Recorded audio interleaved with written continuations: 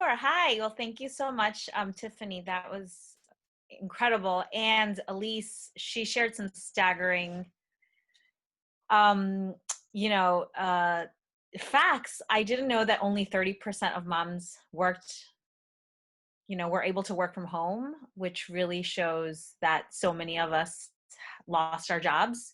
Thankfully, as you mentioned, I'm a freelance consultant. So I was already working from home and I was easily able to transition. But as has already been mentioned, working from home with two kids is not easy. And as I think Elise said, it's quite unsustainable at this point.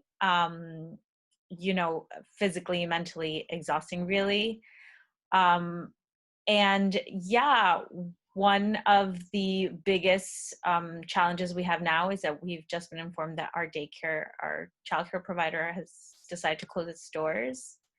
So we don't know what's going to happen when we go back, to work because, like I said, working at home isn't sustainable.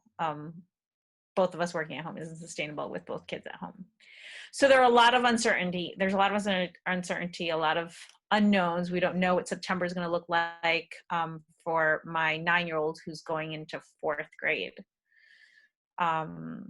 So yeah, it's a very, very scary time for parents. And there Diana, you are.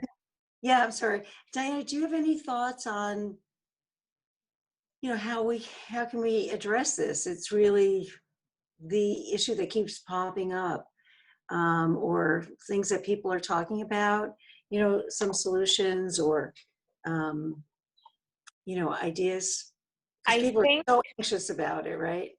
yeah, I think that there's a lot of talk of bailing out, big businesses and big industries. We have to bail out the travel industry because they're suffering. We have to bail out, but we don't talk about kind of the work that makes all other work possible, right? Like if parents don't have access to childcare, they can't work. If we can't work, we can't even consume, all the businesses that are going to be saved by all these bailouts.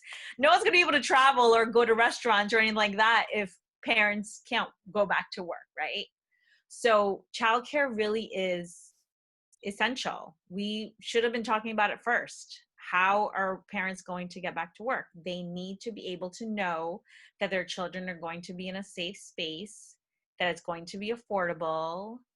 I feel like it's always kind of been kind of this thing on the side and no one's been really paying attention to it.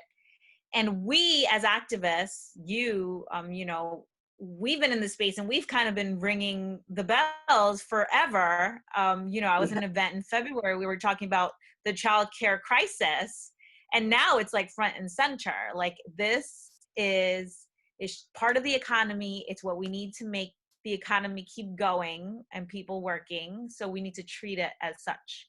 So we need to fund it in a way where everyone can afford it. I think it's really important to pay childcare workers more than minimum wage, really. If a childcare worker is making minimum wage and they have to, put their children in childcare, what does that Right. mean, right? Like, Right.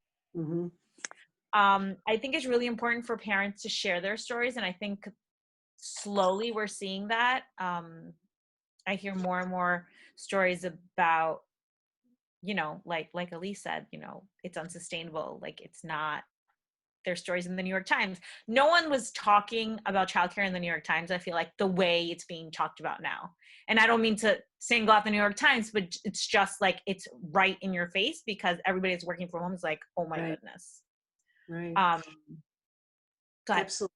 No, absolutely. And then there are people who are not working from home and have to go to work, and their kids are finding hard time getting care for their kids because they're exposed to the virus, and it's complicated. I keep saying that we need like a Marshall Plan for childcare. It's that serious. It's that big an issue, and you can't separate going back to phase 1, phase 2, phase 3, unless you can get women and families, back in the childcare track. So it's going to be one of our biggest challenges ahead. And I think all of our organizations are going to have to lift that up.